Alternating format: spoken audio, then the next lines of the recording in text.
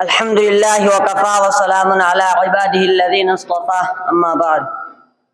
شافع کون و مکان کی راہ دکھلاتا رہا، شافع کون و مکان کی راہ دکھلاتا رہا، گمراہان شرک کو توحید سکھلاتا رہا۔ پرچم اسلام ابر درخشاں کے روپ میں بت قدوں کی چار دیواری پر لہراتا رہا۔ اس گلی میں عصر حاضر کا فقیر بے مثال سنت خیر الورا کے زمزمے گاتا رہا۔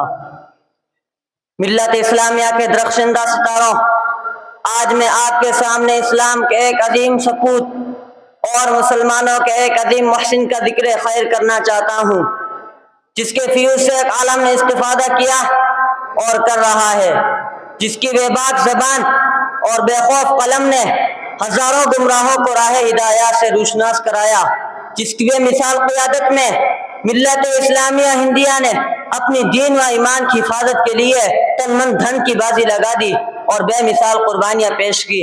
میری مراد حجت الاسلام حضرت مولانا محمد قاسم نانوتوی رحمۃ اللہ علیہ ہے۔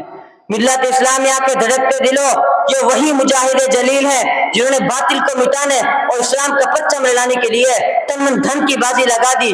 حکومت برطانیہ نے ہندوستان پر غاصبانہ سکہ جمایا، اسلام کو مٹا کر عیسائیت کی تبلیغ شروع کی، ظلم و ستم کے پہاڑ توڑے گئے، کئی لاکھ مسلمانوں کو شہید کر دیا گیا، جن کے گھروں میں ہاتھی جھومتے تھے پھوٹا کٹورا لے کر گدر کی بھیک مانگنے پر مجبور ہو گئے۔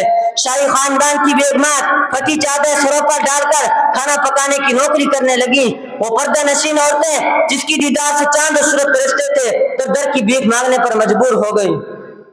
ہر طرف تباہی اور بربادی کا دور دورہ تھا، خون پانی کی طرح بہہ رہا تھا۔ گلی کوچوں میں نعشیں اس طرح پڑی تھی کہ درندے اور پرندے دن دہاڑے نوچتے اور کھسورتے تھے۔ مسلمانوں کو خنزیروں کے کھالوں میں بند کر دیا جاتا تھا تو ہندوؤں کے منہ میں گائے کا گوشت ٹھونسا جاتا تھا۔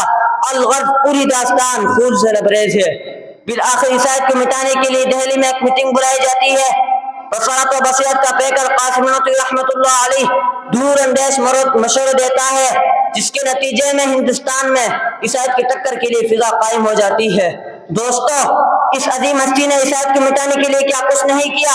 شاملی کا میدان ہے، حق و باطل کی جنگ جاری ہے، آپ میدان جنگ کے کونے میں جا کر بیٹھ جاتے ہیں۔ حکومت برطانیہ کا ایک کٹھی موقع پا کر آپ کے پاس آتا ہے اور کہتا ہے کہ قاسم، تم نے بہت سر ابھارا، اب میری چمکتی تلوار تمہاری خبر لے گی۔ بے ساختہ مرد مجاہد کی زبان سے الفاظ نکلتے ہیں کہ یار کیا بک رہا ہے، اپنی پیچھے کو تو خبر لے۔ عقل سے کوڑا اندیش جو ہی سر گھماتا ہے، قاسم نانوتوی رحمۃ اللہ علیہ کی تلوار بجلی کی طرح چمکتی ہے اور اس کو زمین پر تڑپا دیتی ہے۔ اسی جنگ میں موصوف کی کن پٹی پر گولی لگتی ہے تو حالت دگرگوں ہو جاتی ہے، کپڑے خون سے شرابور ہیں، مگر عزم و استقلال کے پار اٹھتا ہے اور دیکھتا ہے کہیں گولی کا نشان نظر نہیں آتا۔ حکومت برطانیہ نے ایک ناپاک سازش کی، کہیں انگریز نے ہندوؤں کو آگے بڑھایا، مسلمانوں کو گھٹایا۔ جب معاشی اور سیاسی میدان میں ہندو قوم آگے بڑھی تو انہیں مذہب کی برتری اور بلندی سجائی اور ہندو مسلم کو آپس میں لڑایا۔ کس شیر کی آمد ہے کہ رن کانپ رہا ہے، کس شیر کی آمد ہے کہ رن کانپ رہا ہے، رن ایک طرف چرخ کہن کانپ رہا ہے۔ خلاصہ یہ ہے کہ جب بھی کہیں کسی شکل میں اسلام اور مسلمانوں کو دشمن اسلام سے کوئی خطرہ درپیش ہوا، مولانا محمد قاسم نانوتوی رحمۃ اللہ علیہ نے اپنی خداداد صلاحیتوں سے اس کا قلع کما کیا اور ہمیشہ باطل کو روپوش ہونے پر مجبور کر دیا۔